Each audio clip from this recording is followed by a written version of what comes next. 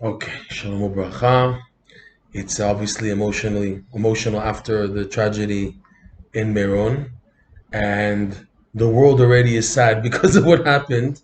So it doesn't help that we also be sad because of what happened. Rather, we have to use what happened to come closer to Hashem.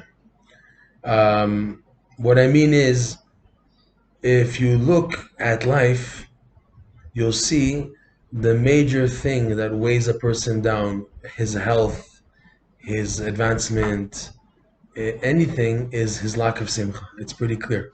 Pretty clear. A good example is compare how you davened when you first got married, when you were a bachor, the beginning of like life, to 20 years later. You see there's less of a load, less of a burden. If you compare, like you say, oh, I used to daven like this, but then again, I didn't have 5 kids back then. I didn't have this. I didn't have a mortgage. I didn't have all these difficulties that are weighing me down. So you see that people's devotion is weighed down by a lack of simcha, which is reflected in all the stress and the worries and the obligations and commitments and everything.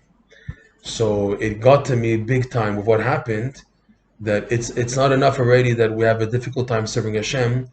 We don't need the sadness of what happened to justify being even heavy even more. Adrabah.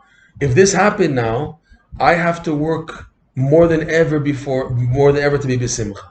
So to explain better, Lag BaOmer, in a sense, we can compare it to the day of the inauguration of the Mishkan in the Rosh Chodesh Nisan, where it says there were 10 crowns were given on that day. It was a happy day. It was a big day, right? And on that day, Nadav and Abihu were killed. Okay, were taken away. And Rashi brings down what the Gemara says, what the Midrash says, Mesalkim et hamet lifnei hakala. That just because there was a death, and it was a serious death, Nadav and Avihu are like a few thousand Jews each in their great, they were tzaddikim. So when tzaddikim pass on, it's a general mourning, it's a general makkah. It's an infliction that affects the whole Jewish nation. Nadav and Avihu is not a joke. Every year in Yom Kippur, we read the parsha of Nadav and Avihu, and there's a big zohar that a person should feel the pain of death of tzaddikim when we read the parsha on Yom Kippur. So Nadav and Avihu passing, and yet Hashem tells Moshe Rabbeinu, get them, the Kohanim, to take away the bodies and continue with the simcha of the inauguration of the Beit HaMikdash. How could you do that? You have to do that. Were they passing away was for one thing.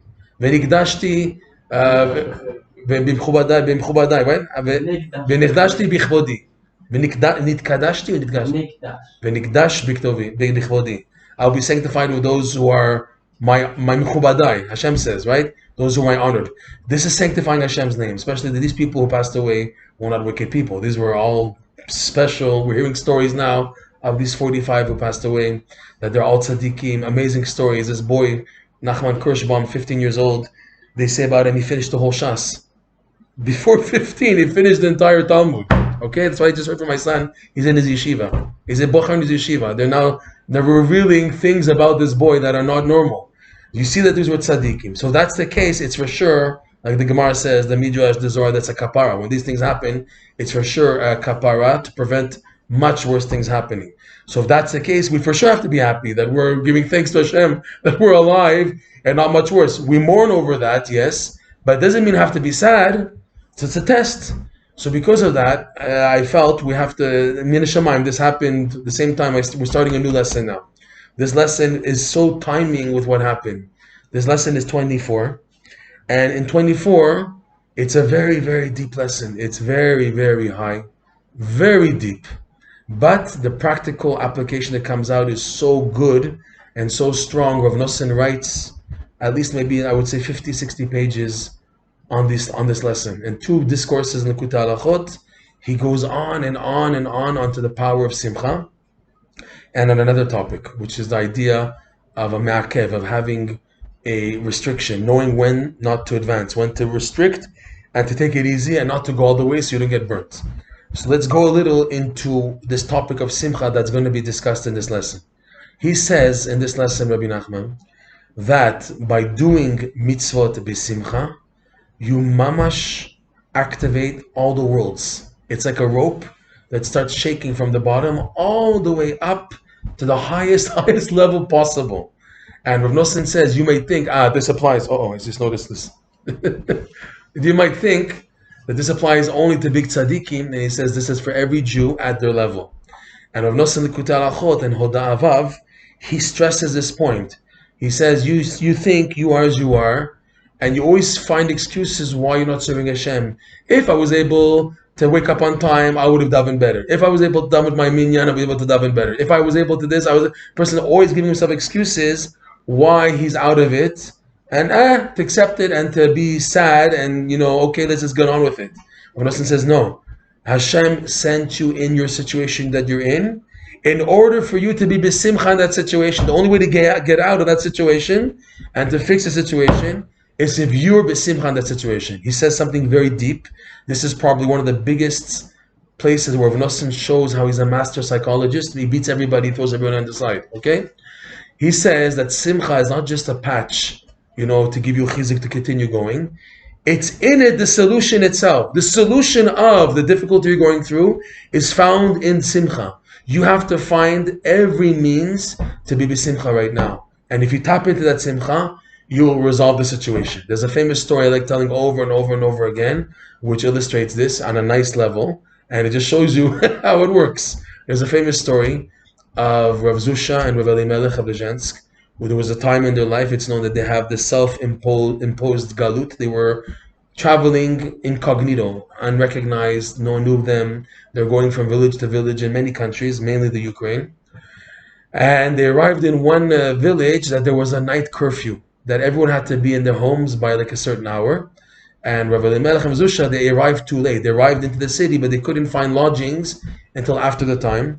And unfortunately, before they're able to find lodgings, if it's in Achnasat Orchim or if it's in the shul, the police saw them. And the rule was anyone on the streets after this hour, the police, even if they're innocent, the police took them to jail until the morning, and then they clarify who they are, and they let them out if they're innocent people and everything.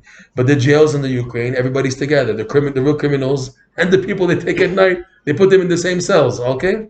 So Elimelech and Zusha were taken to this jail, a big room with beds, whatever, and in the middle was the toilet, the pot. And all these inmates goyim and yidden together in this room. And Rav Elimelech was very sad because he couldn't daven Mariv, because the smell, the stench of the bathroom in the middle of the room, you can't daven no Kriyat Shema. So he was really broken. It's going to be like this all night. So Rav Zusha was normally the happier one, the one who's always b'simcha more than Rav Elimelech. Even Rav Elimelech was the big admor. He came to his brother and he said to him, what he said about it? He said, we can't daven, no Kriyat Shema, what am I supposed to do? He says, be happy that for the first time in your life, you're doing the mitzvah in the Shulchan Aruch, that if you're in a place where you can't daven, you can't. If you think, Hashem, I want to do your will, but I can't because of the situation, you get a sachar as if, when's the last time you had this opportunity to do this mitzvah? So he got him so happy. They started dancing together about it. And the inmates were looking at these two Jews so happy. They saw them looking at them. They started grabbing them. And they got everybody to dance. And they all started dancing. And there's no room because there's beds and there's the toilet. There's many people, but there's beds. There's no room. So they're dancing very squished. The police warden was so happy that their inmates are happy because normally everybody's sad there, obviously. It's a sad job. Everyone's sad. He was so happy to see they're happy. And they noticed, the warden and the police, that there's no room for them because of the toilet. So they opened the door, they took out the toilet. So Rav Zusha told Rav, now you can daven. They took it out. There's no more smell. Okay? This Rav Nosson explains this idea. He says how simcha is the key to the solution of the problem. There's a difficulty in serving Hashem, especially the big difficulty most people have is heaviness and davening.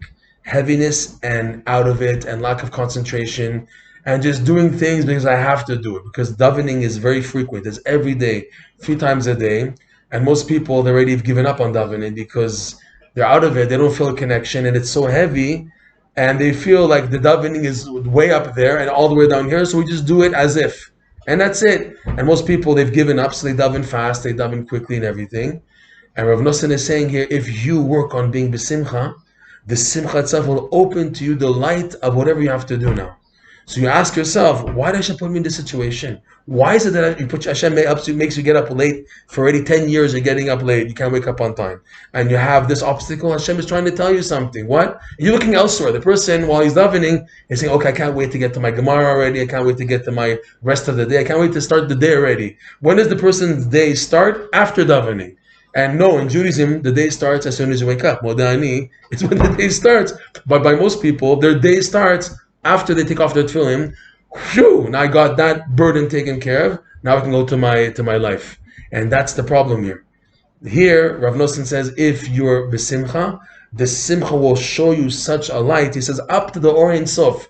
It'll let you connect to the highest of worlds if you're besimcha. How? In your situation. So now Rav Nosson, he asks, but it's not easy to be besimcha. It's very obvious. It's very difficult. Especially when you're overburdened and every Rav Nosson says clearly there, everybody's going through something in life to weigh them down.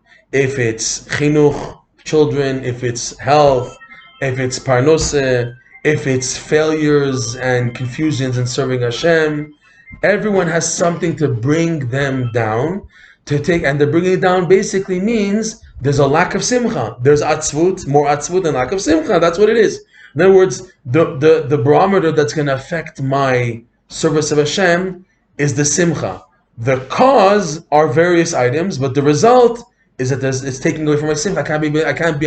How do you expect it to be simcha when this and this and this is happening? So Rav Nosson says there's many ways to be simcha. He says, but the ultimate simcha, where a Jew has to connect to, if necessary, is by focusing on the final end. At the end, everything's going to work out. At the end of the final tikkun of Hashem's plan in this creation, everything's going to be rectified. All the millions of Jews who were killed and slaughtered and suffering and all the good people who left this world and you don't see them anymore, at the end, everyone's going to be fixed. We believe that, and we see that by the emunah that this is the whole fun. If it wasn't for this, then there's no reason to exist. It's that we have hope. You know, I always tell people when we bury a Jew, it's like cholent. It's hatmana. It's kept under hatmana until Tchiat HaMetim B'ezrat Hashem. When it's going to come out, we don't know. But a Jew who's buried, it's like the cholent and kept, covered up until the time is right to open it up. But that's a Jew. It's like temporary. It's a death. Burial is a temporary phase. Even though for some people it's already hundreds of years, thousands of years that they're buried, 2,000, but still, we're all waiting for that moment to come where with Hashem, everybody comes back with Hashem. Rav Nosson says, by a Jew focusing on the final end, so this for sure is happy. You're sad now on the people who were killed in the Holocaust. You're sad now of the people who died now. We're sad because of this, because of that. Why are we sad? Because of the immediate present now. It hurts. This person is no longer with me now. I can't see them now. Or the suffering that happened, they're no longer here. What the potential could have been. So a person is broken because of the immediate present and the situation in view of the present that makes him feel bad. But we look at the big picture, it's only a little piece of the reel of the film. What happened? What's happening? It's one piece of the film, and it's a big film. And in the end has a happy ending, the movie. The movie has a very, very happy ending. So Rav Nosson says by focusing that on the end, everything will work out and you look that far, so then you're able to handle it. I remember just personally by me, when my mother passed away, I had this worked out, I don't know how, that I started learning a lesson in the Likutei Moharan, that if it wasn't for that lesson, I wouldn't be able to handle my mother's passing. It was lesson 2 of Likutei Moharan part 2, which is the whole theme there is giving thanks. And it was in me because it was such a difficult time. So many things were happening in life at the same time. And my mother's passing suddenly like this. So it was like very difficult. But at the same time, the attitude of giving thanks was so strong, it kept me composed. So I remember when we buried my mother and then we came back on the 7th day, we go to the kever and they already did what's called the first initial covering. And then there was after the shloshim, they make the actual matzeva, whatever, I forget exactly the minhag. So I saw my cousins and my aunts, and they're all bawling their eyes out, and they're all like, they can't forget her. And I said to them, why are you guys crying so much? She has it good now. She's okay. They said, we know, but it hurts us. We don't see her. I said, but for her, it's good though. You should be happy. I mean, I'm on one hand, I miss her. On the other hand, I'm happy for her. I know that she's having it good now. She paid her price in this world. She the suffering she went through and the pain and everything. That's to clean and take off a lot of whatever she has to go through afterwards. It's taken away, B'ezrat Hashem. So but what's the thing is you have two people going through the same situation. One is able to handle it positively. The other one is just broken and devastated. The being broken and devastated is because the person's only seeing at the present. It hurts me now. But if you look at the big picture with the final happy ending, everything in the end works out. Everything in the end, it works out. Someone once told me a story that there was a mother and daughter. They went through the whole Holocaust together and they survived together. And they asked her, "What did you do the whole time?" She said, "I don't know why, but the whole time I was laughing and smiling." She said when the Nazis came and they threw them in the bunker, she was always in a happy attitude. They were shocked that the Nazis didn't do anything there because she was always smiling and happy. They didn't even touch her. I heard this story from someone who heard it from her directly, this woman. That's really scary. That's really unusual. But it happened. She was able to maintain a positive attitude in front of death and this and be happy. It was a religious woman, not like a non-religious woman. She was able to have such a strong emunah that in the end everything's going to work out. In the end, how we don't know, but in the end it's going to work out. If that's the case, why am I worrying? Why should I be worried and stressed and down? Rav Nosson says, if you're able, he gives us the keys in this Likutei Halachot how to do this. Believe it or not, he gives you keys how to focus on the future. If you're able to focus on that, you can always be b'simcha no matter what. If you train yourself constantly in your Hitbodedut, asking Hashem to just look at the final end, so it begins to take a resonation, begins to make an influence, so that when you're going through daily challenges, you just, I look at the big picture. It's not like I'm now not realistic. I'm being realistic, but looking at it from the perspective of the whole picture, and because I have a positive attitude, I can better handle the situation. Most people, when they crack in a situation, is because they're over panicked. The over panicking makes them to do the wrong things, to say the wrong thing, to make the wrong mistake, the wrong move. They did something which was stupid because of the over panicking. If they had yishuvadat, calmness, they would see clearly what to do. We see these stories over and over again. The answer is right in front of you. The solution is right in front of you. You don't see it because, oh my God, the person is freaking out because of over panicking, which is worry, which is atzmut, all connected together, and it gets them to do the wrong thing. So here also, we're davening and davening and davening years, and without kavana, without simcha, without that, because there's no simcha. In other words, the simcha is the key that I can't daven with the proper attitude. And if I had simcha, I would have better chances, even though I am as I am. Person woke up late and he's like this and he's upside down and there's 50 things on his head he has to do today. Even though he's like that, if he has simcha, he can still manage to daven. And commensurate to how much simcha, that's the main thing about this lesson. Commensurate to how much simcha you have, the more you can connect to what you're doing in serving Hashem. You can connect to it much better when you're b'simcha. Again, compare how you are now to 20, 30 years ago, when as a bachor, everything was just dveikud, everything was just 100%, because there's no burdens. There's no, how am I going to pay this bill? How am I going to do this? There's no worries to make a person heavy down. So of course he's connected and everything. The trick, the chidush of life, is to have all the burdens and to be able to to feel that this is a true zchut as I am, because it's part of the final picture, and in the end everything's going to work out. How? I have no idea, but everything's going to work out in the end, and with this attitude, a person can make it. I remember Rav Michal Dorfman, he told me a few times this story, that when he got married in Uman, approximately the year 1930. 1930. Rav Shmuel Horvitz writes about his wedding in the book Yemei Shmuel Part 2. He says there was a big chidush that a descendant of the Shpoel Azedi came to Breslov and they made a chasana in the city of Uman. And Rav Michal says for his wedding they had nothing. What was the poiker? What was the drummer? They took a big pot and they turned it upside down and they took a wooden spoon and they banged on it. And first, to make them happy, Rav Hirsch Leib Lippel, he took a scarf and made it like an Arab hat, like a kafiyah, and he was dancing and he was banging on the upside down pot. That was the music. There was no violin, there was no clarinet, there was nothing. They had nothing at the wedding. and they had borrowed furniture. The Khatan and Kala had nothing. Okay, she was a granddaughter of Rav Avram Sternhartz, his wife, and his father now was being pursued because he was a Rav of Kremenetz.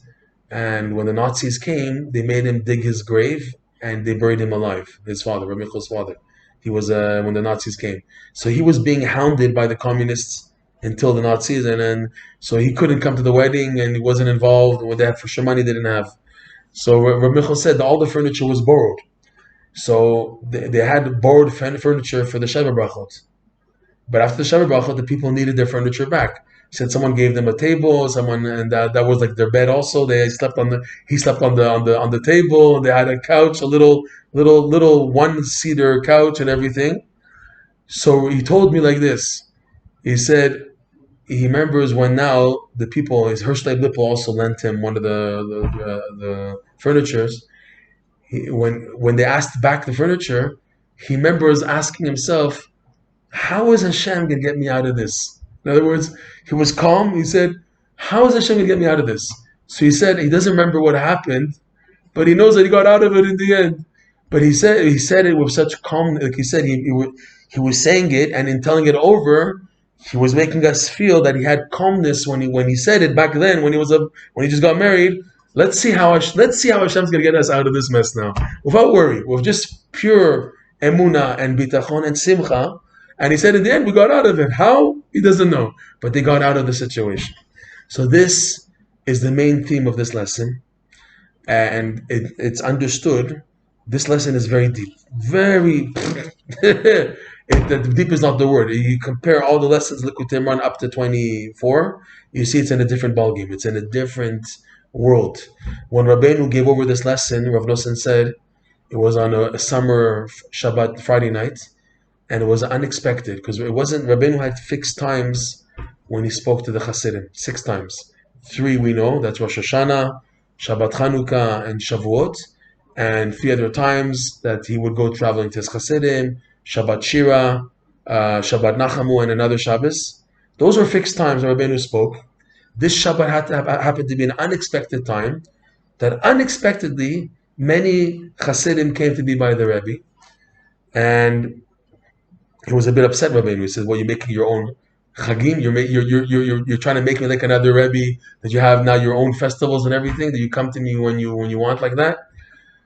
But in the end, he gave this lesson Friday night, and Rav Nosson says that he spoke with such fire that no one could understand what he was saying. He was saying it with such hitla'avut, such enthusiasm. The oral tradition is that he put a patchele, he put a handkerchief in front of his face so they couldn't see his face. And on the side, when they peeked, they saw that his face was bright red, mamash, when he was giving over this Torah. And how do we have the lesson? They couldn't understand. Rav Nosson couldn't understand it, so how could he write it? So after Shabbat, Rabbeinu gave to Rav Nosson his manuscript to copy the lesson. That's how we have the lesson. But it was given with intense fire, because the lesson talks about how a person can tap into Ein Sof, the infinite light. That's a big level. And he's saying in this lesson that by doing the mitzvot b'simcha, that's how you tap into the infinite light. This is why Rav Nosson says that the ultimate simcha is by looking at the final goal, because the final goal of creation is ultimately connected one with the infinite light. The infinite light completed will be revealed in the final end of this whole creation, when everything in this world, which is a concealment, the world is called Olam because it's concealment. Our goal is to get to that final goal where everything will be revealed. Hashem everywhere will be revealed, right? Rabbeinu says in the end of one of the stories of the burger and the pauper, that when Mashiach comes, he's going to tell every single person the deeper meaning behind everything he went through in life. The deep secrets in every detail. Rabbeinu, there's a story of Rabbeinu and his brother, Rabbi Yechiel, if you remember the story, that once Rabbeinu's brother, Rabbi Yechiel, came to spend Shabbat with him, and he was discovering his brother. It was the beginning when Rabbi Nachman was becoming a Rebbe, and Rabbi Yechiel wanted to see what's happening. So he came to spend Shabbos by the Rebbe, and he was very impressed with Friday night, how it was done properly. There was the singing, there was Divrei Torah. He was very impressed. Shabbos day, All of a sudden, Rabbi Nachman at the table was telling the Chassidim, what's news, what's happening with Napoleon, what's happening with the war, and he was very upset, on the Shabbos table about news. So after Shabbos, when he came to leave the Rebbe and he went to ask for shoot, that's the custom, right, to ask for permission. So he expressed his unliking to what he saw on the Shabbos day. He said Friday night was amazing, but Shabbos day, they were speaking about the news. So the Rebbe, he said to his brother, do you remember what they spoke about? And he said, no, and I don't even really care. He said, I remember every single detail. So the Rebbe locked the door so no one should come in. And he started revealing to him the deep secrets behind every single detail of the news that they were telling him, what it was really happening, and what's the real picture. And it took the whole night, from Saturday night till almost Alot HaShachar, and then the blinds were closed, so they couldn't tell that it was already getting sunlight, dawn. So the Rebbe just thought to look outside. He saw that it's almost time for Kriyat Shema, for davening. So he stopped talking, and Rabbi Chil was frozen. After hearing what he heard the whole night, he couldn't eat and sleep for like 2-3 days. He was just nonstop crying of the experience that he just had, and he became a committed follower to Rabbeinu. So the idea is that these tzaddikim, at the caliber of, if you want to say Mashiach, are able to see the deep meaning behind life. That's what's going to be. That's Mashiach's coming. That's the goal of that's the final ending, which is going to be happy in this world, where everything will be revealed. Do you know why the 6 million Jews were killed? We're going to find out. Do you know why this happened and this pogroms, and why this family member died young and this happened? All the deep meanings behind everything of creation is going to become revealed at the end, Bezrat Hashem. That's the final end. In this lesson, he teaches us how to tap into what's called Ein Sof already, right? By doing the mitzvot b'simcha. This is what prompts Rav Nosson to say that the greatest simcha is by looking at the final picture. He says, all the advice that Rabbeinu gives, to dance a little, to tell jokes and everything, all that is to bring you to the real simcha, and he calls the real simcha this looking at the end, looking at the final tachlit. At the end, everything is going to be good. Everything's going to be good. So now you understand why in this lesson he goes so high. He tells you what happens when you do the mitzvot b'simcha. This leads to A, leads to B, to C, to D, until you get up till you reach this high level, and boom, you've tapped into it, Bezrat Hashem. And that's why he says that's the simcha that is generated. This is the main theme of this lesson. The main theme is the idea of simcha. Another main theme that we're going to go into is the idea of what's called the me'akev. A me'akev is a prevention, like a barrier. And what comes out of this lesson is so important, because the majority of people who enter Breslev or enter Avodat Hashem, their main downfall is in this area of not knowing how to handle the barrier and how to identify the barrier. What's the idea of the barrier? The barrier is that you've reached a high level. If you continue, you're going to have too much light and you're going to just be expired. He says in this lesson that through doing the mitzvah b'simcha, you reach what's called the keter. The keter is like a wall separating this whole world between what's called the infinite light. These are high terms. And it's impossible for a Jew, a human being, to connect while in a physical existence to the infinite light. But at the same time, Hashem made it the nature of a human being, of a Jew, to try to run after, to perceive the light. That explains why many people, especially Baal Tshuvas, they're on fire and on light. They're in a drive at the beginning of their coming close to Avodat Hashem and everything. It's because it's the nature of a person to look for the light. Okay? Now the thing is, if you connect to that light, the person will disappear or disintegrate. So there has to be a blockage, which is the keter. It's called the keter. And the person, when he's trying in his devotion, in his mind, in his perception, he's trying to reach this Ein Sof, he bounces onto this keter like a wall and bounces back. If he accepts it properly and does it properly, even though he didn't reach it, it's called mate vela mate, he reaches, but doesn't reach. Mate vela mate. He didn't reach it, he didn't touch the Ein Sof, but because now he accepted to bounce back, this bouncing creates what's called vessels, and the vessels allow him to perceive the light of Ein Sof even though he's not really there. So he's there, but he's not there. He's there, but he's not there. Rav Nosson says, this is the biggest trick of life. the biggest trick, and this is where the majority of people fall in life, is they can't handle this barrier. When they hit it, they fall back and they say, Yiddishkeit is not for me, Breslov is not for me, Avodat Hashem is not for me, I can't go that extreme, I can't handle those bounces, and then to go back, it's all or nothing. It's or I go all the way, or I go, or there's nothing at all. And Rav Nosson says this is the major reason why people have setbacks, is because they don't know how to accept the bounce. The bounce also is reflected in every situation where I have a lack of simcha. It's all, Rav Nosson says, they're all connected. When a person's waking up late, for example, he can't daven and concentrate, that's a bounce. You want to go and go and go, but no, Hashem made you a bounce, because if you go too high, they know that if you go to the next level, you say to yourself, am I asking for too much? I'm just asking to get up chatzot every night. I'm just asking to daven nets every morning. I'm just asking to be normal and mesudar. That's all I'm asking. I'm not asking for Ein Sof.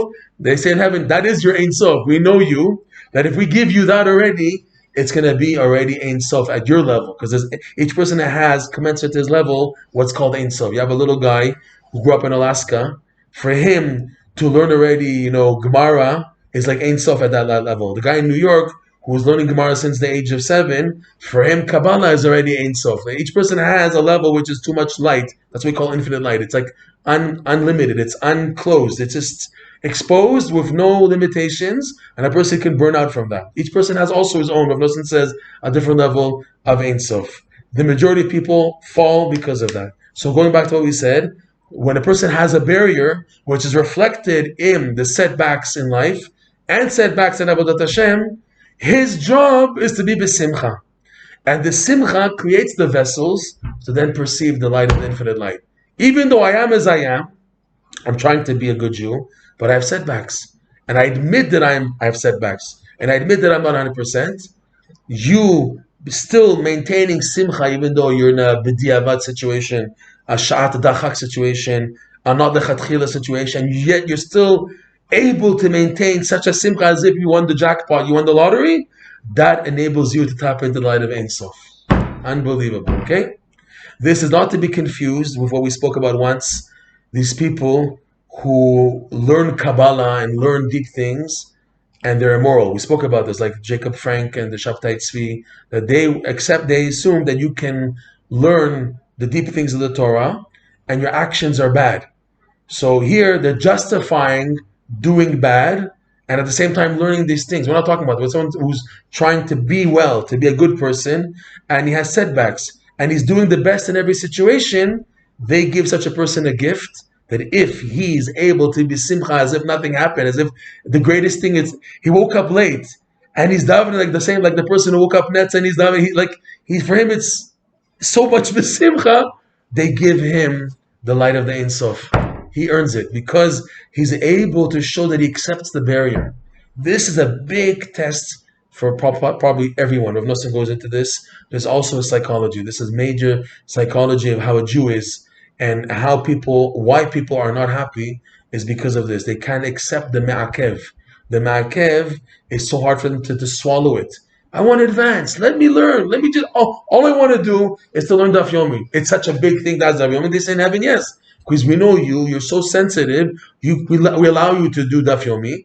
The feeling of success and succeeding will overpower you, override you, that you lose your sense of truth, and you'll lose your balance of who you really are. Each person's different, has different tests. One other guy, it's nothing for they let him to learn Daf Yomi. Another guy, he learns it, he'll start blowing up with too much light. Each person is different. But and heaven decides what is the ma'akev or not, okay? And it's not to be confused, Rav Nosson says, with what's called obstacles. There's miniot and there's a ma'akev.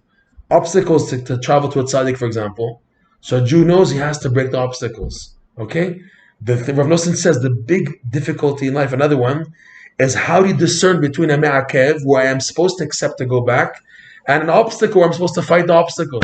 How do you know? That's also not so clear.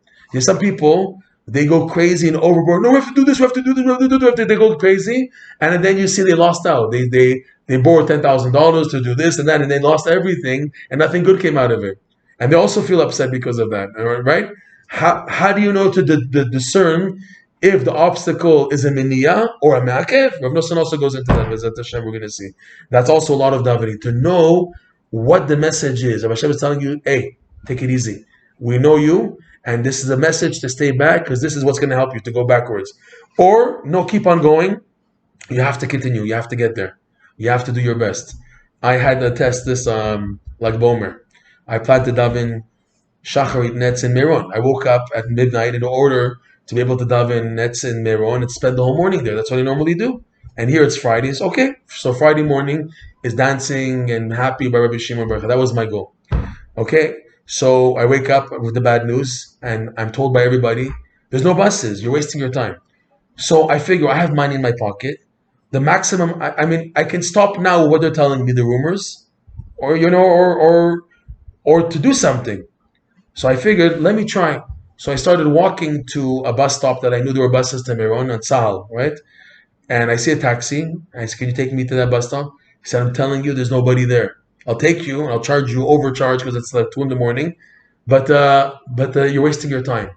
So I said, I have to do my part. If I have money in my pocket and I'm able to go, let me go. So he took me to the bus stop. There was nobody there. He said, okay, take me to the central bus station. He said, I'm telling you, waste your time. I said, at least let me do my hishtadlut. So this cost me like 80 shekels, this whole hishtadlut. I get to the main bus station. No buses, people nonstop coming back from Meron. And I'm looking for people going to Meron. And I have with my son, he said, Abba, let's go back already, let's go back. I said to myself, I have to make hishtadlut. I have to do some effort. I can't just now sit back. I have to do something. I feel like I can do more. So what can I do more? He said, what can you do now? There's no bus. I said, so let's start walking. What, Abba? You want to start walking? I said, yes, let's start walking. So we started walking from the bus station towards Meron, which is towards Biria. Okay? Out towards Biria, you have straight to Biria, Amuka, to the right to Har Kanan, to left to Meron. Okay? So we get there, and there's police. And I'm walking my talis and everything, and on the way I see other people also are trying to get to Meron, to David, trying to find a way how to get to Meron. Okay? So we get to the police, where are you going? And this, they stop us, and they didn't let me advance. So I can't stand there, I can't do anything there, so I go back, and I see cars of people who are planning to go through dirt roads all the way from Amuka to get all the way from behind Meron. And they made it. These people, they made it. Takes an hour in the middle of the night, 2, 3 in the morning. They know the way how to go through these dirt roads. I would never know how to do this, and I didn't have a car, and they had no room, so I couldn't go over there. But I accepted the situation. It was now time for Shacharis, so we ended up davening by the kever of Benayahu ben Yoyada. Fine, and I said to myself, this can't be in vain. You know, Hashem made me spend 80 shekels and all this effort and everything, and it's a dead end because then I ended up going back to Tzfat. So I said, I'm going to rest. I'm tired. Anyways, I'm tired. I have no strength. I'm going to rest. Rested, and then I get a phone call. They're letting in private cars. Like around 12, 1, private cars can come in, and I made it in the end. And I said to myself, if it wasn't for that 80 shekels I spent, and that's what helped me to get. Because it was against all odds. Many people didn't know and didn't get to Meron. People spent thousands of shekels to spend Shabbat in Tzfat and up north just to be able to get to Meron like Ba'omer, and they didn't make it. And I felt amazing. I had a schut. And I was thinking, if I wouldn't have done that Mesirat Nefesh then, which is what I was supposed to do, so this led me that eventually the doors were open. I overcame the obstacles by doing what I was supposed to do. So going back, a person has to know when it's a ma'akev, you have to get the message to go back or to advance. This is going to come out of this lesson as we're going to develop it, B'ezrat Hashem, step by step, and it's very powerful. It might take a while, this lesson, but we'll do our best, okay, B'ezrat Hashem. So to be continued after that, B'ezrat Hashem. All right? Any questions or stuff? No? It's very uplifting, this lesson. It gives hope, because you see that the bottom line message is to be happy, and ki besimcha tetzeu. If you're besimcha, you will get out of everything. The thing is to be besimcha now. So Rav Nosson and Rabbeinu, they give us the advice, many advice, even as a segula. Pitum Aktoret, one of the main benefits of Pitum Aktoret is it helps a person to become happy. It's a pasuk. Uktoret yisamach lev. That's the pasuk. That I said it right. Uktoret yisamach. Shem and Viktoret yisamach lev. Ktoret makes the heart happy. So this is one of the biggest eitzot that come out from Rabbeinu, is saying Ktoret as best as you can with simcha, and it generates simcha b'ezrat Hashem. That's one of the advices that come out of this lesson. We're going to go into it b'ezrat Hashem step by step. But it's a very positive Torah, and very uplifting and full of good encouragement on how to live life happily, B'ezrat Hashem, and to do things happily and to advance through the Simcha itself, B'ezrat Which Hashem. is such good clarity if you know like what to do and what's the obstacles. You have clarity. GPS, yeah. If you have Simcha, you have clarity. Rabbeinu says that in Tinyana lesson Yud, that if you have Simcha, you have Yeshiva Da'at, and you have clarity. You can make the right decisions in life. Most people, they make the wrong decisions because they're not happy. It's very obvious. They're worried, they fret, and then they listen to bad advice, and they think the bad advice is good advice because of their sadness, and they press on the wrong button, boom, they lost. They lost.